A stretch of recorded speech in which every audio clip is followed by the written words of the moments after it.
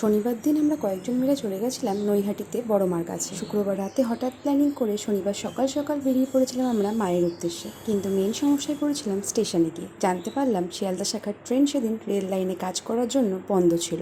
তবে বাড়ি থেকে বেরিয়েছিলাম মায়ের কাছে যাবো বলে, তাই কোনো বাধাই না মেনে ব্যারাকপুর থেকে বাসে করে চলে গেলাম আমরা মায়ের কাছে। অবশেষে বাস পেয়েছি আমরা। অবস্থা আমাদের খুব খারাপ। অনুষ্কার মুখটা দেখি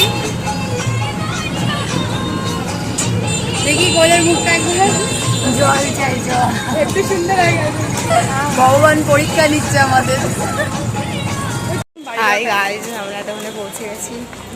হাই করে দাও। অবস্থাটা দেখো, খুব খারাপ। খুলে যাচ্ছে নায়িকা 90s-এর। আমি তো শুকিয়ে গেছি বাসে।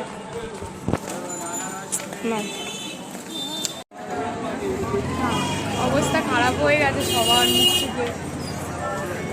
প্রায় 1 ঘন্টা ধরে লাইনে দাঁড়িয়ে আছি, চরম রোদ, পা পুড়ে যাচ্ছে। সব দৌড়াচ্ছে, দেখ বোতল নিয়ে। সামনে লোক দেখি সব দৌড়াচ্ছে গরমে। দেখো মন্দির কত দূরে।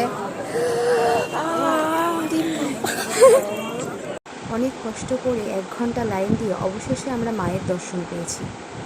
মায়ের দর্শন পাওয়ার পর এই যে সকাল থেকে আমাদের এতটা কষ্ট হয়েছে তার পুরোটাই আমরা যেন ভুলে গেছি। কথাই বলে বড় মা নাকি কাউকে খালি হাতে ফেরায় না, আমাদেরও খালি হাতে তাই ফেরায়নি। আমরা অনেক কষ্ট করার পরও খুব ভালোভাবে পুজো দিয়ে মায়ের দর্শন করে তবেই ফিরতে পেরেছি। সকাল থেকে নানা রকম সমস্যায় পড়ার জন্য আমাদের আর ছবি তোলার এনার্জি ছিল না। অবশ্যই ট্রেনে উঠে আমাদের বিধ্বস্ত অবস্থায় একটা সেলফি তুলে তবে বাড়ি ফিরেছি।